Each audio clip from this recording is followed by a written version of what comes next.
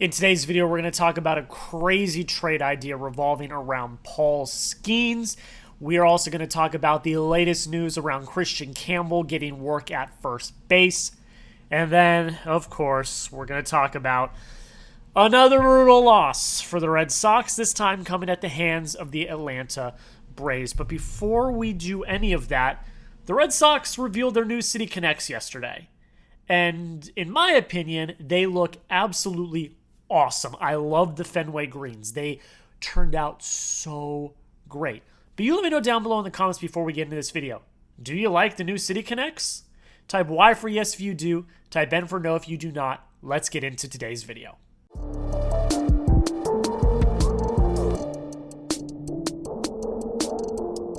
How's it going, everybody? Welcome back into another edition of the Red Sox Rundown. Loaded, jam-packed show today. We had some roster news. We had Kristian Campbell getting work at first base. We're going to talk about a wild trade idea, and then we are going to recap a horrible game. An absolutely horrible game. But let's get into Paul Skenes first. I want to talk about this first. This is the thumbnail. This is the title. This is the game. And everyone says that I do clickbait. We're going to talk about this right off the top. Could a Paul Skenes trade actually materialize? We're going to examine that today.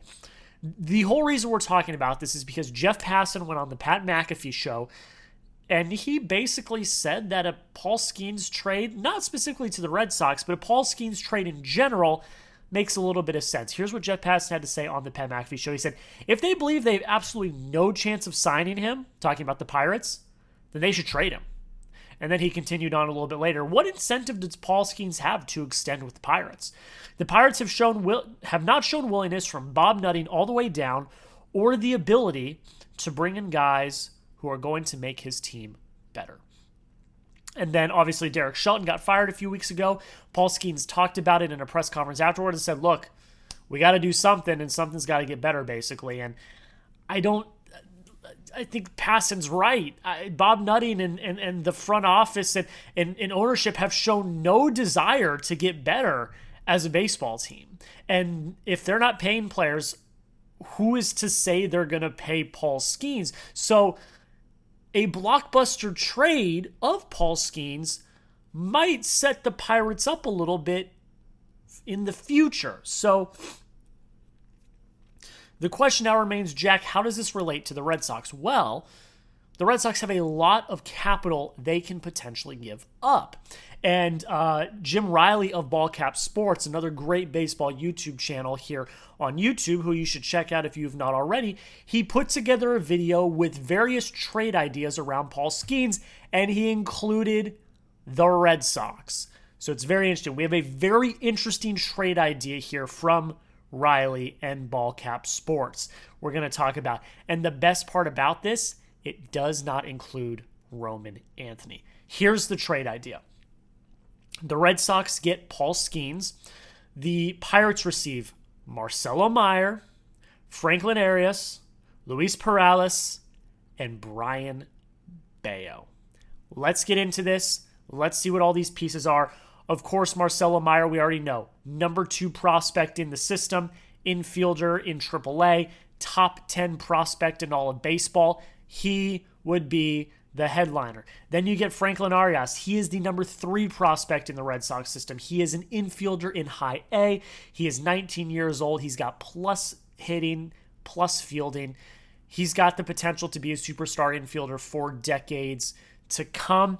And then you've got Luis Perales, who is the number 4 prospect in your system, right-handed pitcher who's currently in AA, 22 years old, and his calling card is his absolutely wicked fastball. So you are giving up your number 2, number 3, and number 4 ranked prospects to bring in the generational talent that is Paul Skenes. I'm going to give you my opinion here in a second, but first, I want to hear your thoughts. Would you trade Marcelo Mayer if it meant you were getting Paul Skenes? Go down below in the comments and type T for trade if you would, or P for pass if you would not. Let me know. This is going to be the pinned comment on today's video. YouTube's going to throw you an ad break right now, okay? You're going to get hit with an ad break. While the ad is playing, don't click off the ad. Let the ad play. Go down, answer the question. T for trade, P for pass. Would you trade Marcelo Mayer if it meant getting Paul Skenes? I would do it in a heartbeat. The reason why is this. The Red Sox rotation, other than Garrett Crochet, is rocky at best. Walker Buehler, Lucas Giolito, probably not going to be here after next season. They can both be free agents. Tanner Houck is absolutely imploded. He has been put on the Phantom IL because he's given up 6, 7, 8 runs a game. That's who you got. That's your rotation. And Brian Bayo, who you send in this trade, he's got a high ceiling, but he has yet to fully show it. If you have a two-headed monster of Paul Skenes and Garrett Crochet, that's already one of the top 5 best rotations in all of baseball. Already. And then you've got Richard Fitz, Hunter Dobbins, and others that are already on the precipice of breaking into the major league roster. So I actually like where the Red Sox sit right now, pitching-wise, even if you were to trade away Brian Bayo. Because again, Brian Bayo, you gave that contract, but he has yet to show his full ceiling yet. I think it's there. I think the potential's there, but you are getting a certifiable, known commodity in Paul Skenes, one of the best pitchers in all of baseball. I get that you're giving up Mayer, Arias, and Perales. I'm not worried about Perales because the Red Sox have done a very good job at upping their pitching farm system as of late. I'm not worried about giving up your top pitching prospects. You have a bunch of other pitching prospects right behind him that are also pitching incredibly well. Franklin Arias, not really that concerned about either. He's only 19 years old. He's in high A. He's not going to see the field for the Red Sox, at least, in years.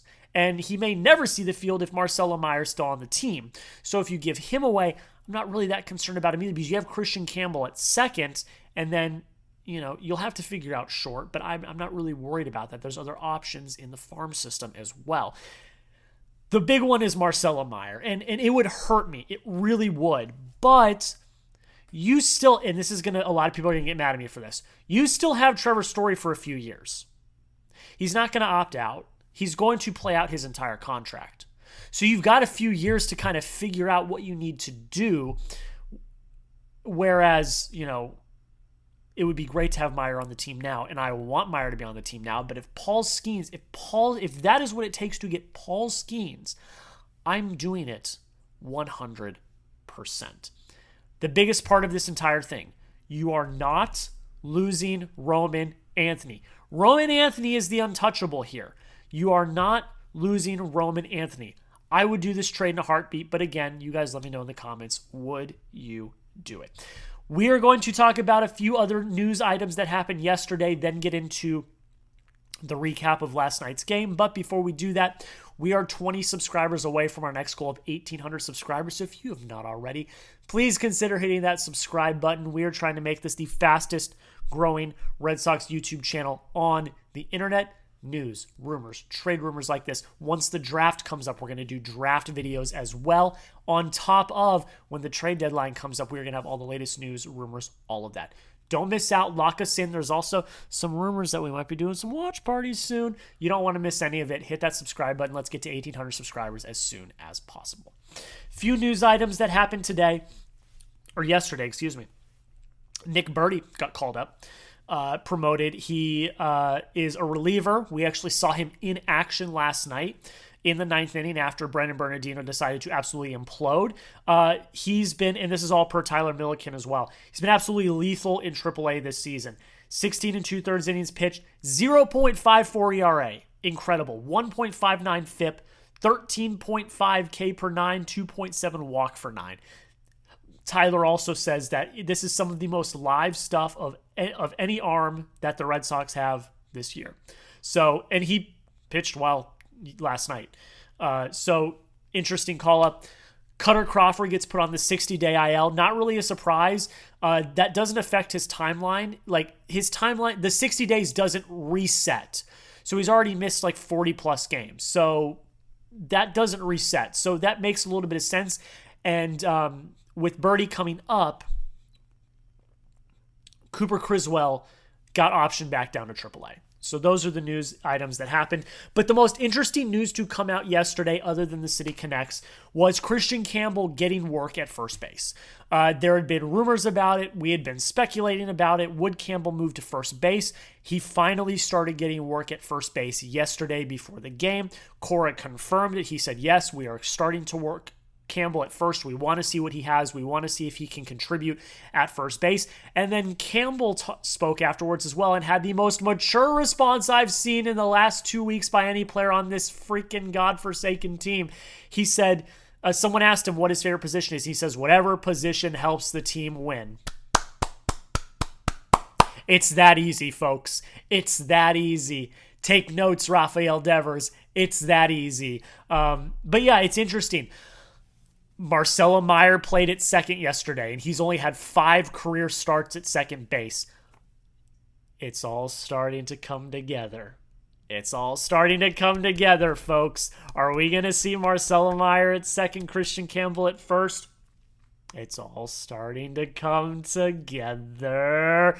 Will Kristian Campbell play first for the Boston Red Sox? Type 1 for yes if you think he will. Type 0 for no if you think he will not.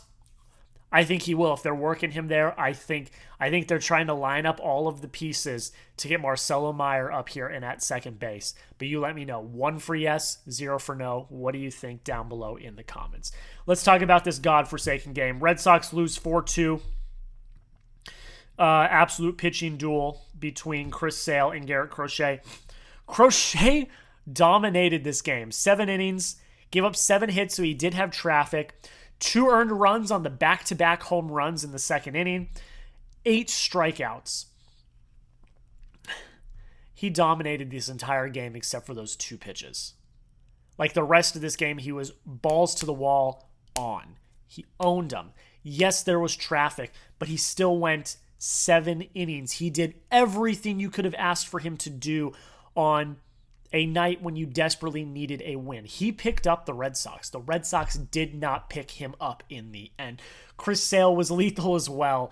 Welcome back to Fenway, Chris Sale. He also went 7, only 5 hits. He gave up 1 run. He walked 2. He also struck out 8. He's not as lethal as he was last year, but Chris Sale still looked really, really good. Then we get into the bullpen, ladies and gentlemen, and death taxes the Red Sox bullpen absolutely imploding on a nightly basis. It is so embarrassing. It makes me sick. Greg Weissert comes in the 8th, pitches a perfect 8th inning. No notes, was absolutely great. This is where it gets interesting. Liam Hendricks comes in for the 9th. He goes 2/3. He walks 2. He strikes out 1. No hits. Cora pulls him in favor of Brennan Bernardino. There's 2 runners on at that point. Brennan Bernardino comes in. He faces 3 batters. He walks all 3. Which, if you don't do the math, that means he walked in 2 runs.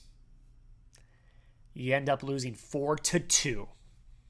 If you don't walk in those 2 runs, you're going to extra innings. This bullpen is absolutely embarrassing. They are. I don't know what needs to change. You bring up Burdi, pitched 1/3 of an inning, got out of the inning. Good for him. I still continue to scratch my head at the fact that Luis Guerrero is sitting in AAA right now, and when he was up here, he did not allow a run, and he was stellar. What gives? What are we waiting for? Why? We're letting Garrett Whitlock, Brennan Bernardino, who, to his credit, has pitched very well so far this season, Greg Weissert, absolutely implode. I don't get it. I'm at a loss for words. It's absolutely disgusting. I want to throw up. And every day it's someone new. Like, this bullpen cannot go a day without having somebody implode. Why can't we have a clean day? It's just not possible. Every day it's somebody new. It's freaking embarrassing. My blood's boiling. Let's go back to Garrett Crochet for a second. Grade Garrett Crochet's out in ABC DRF. down below in the comments. You let me know. I'll give it a B-. He looked pretty lethal. He did give up 2 home runs, though. You can't have that. He had a lot of runners on base, 7 runners on base. You can't have that. But at the same time, he did dominate when he needed to, and he did pick the Red Sox up. When you only give up 2 runs, you should win a ball game. But the lineup, which we're about to get into, was just as bad. Lineup was not good. You struck out 10 times. You only got 6 hits. Rob Refsnyder hits a home run off Chris Sale. Great, awesome, love to see that. At the end of the game, Alex Bregman walks. Then he steals second. Then Trevor Story gets a base hit, which is incredible. Base hit up the middle, which scores Alex Bregman. But the base running tonight was atrocious. You ran into 3 outs tonight, which is unacceptable. Why? Why are we sending Rafael Devers with 2 outs? With Jarren Duran on third?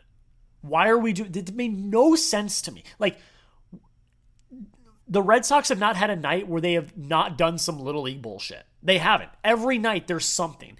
And that's like, you're not going to win games. You're not going to win series. You're not going to make it to the playoffs if you keep doing this. I don't know what's got to give. I don't know what has to change. But something has to change because you cannot keep playing like a freaking Little League team every night. It's not you're not going to make the playoffs that way. That's not how playoff teams play. You play clean, fundamental baseball, and the Red Sox are incapable of doing that. And it proved again last night. You run into 3 outs. You walk in 2 runners in the 9th, which was the difference in the game. This game just absolutely pissed me off. That's where I'm going to end it. I'm done talking about it. My blood's boiling once again. I'm just livid at the fact that we live in that world where the Red Sox lost because they walked in 2 runs, ran into 3 outs, and played Little League baseball. It boils my blood. That's where we're going to end it. We'll be back tomorrow with another video recapping whatever the hell happens in today's game. Hopefully they win. I really hope they win. Break this 4-game losing streak. Got to keep the faith. We're only a quarter of the way through the season. There's still plenty of ball left to play, and the AL is leaving the door open. So hopefully the Red Sox can bounce back. This team is too good on paper to be this bad. So I'm going to keep the faith. You all keep the faith as well. We will be here through the good and the bad every single day. So hit that subscribe button, lock us in, don't miss out. And until next time, go Sox.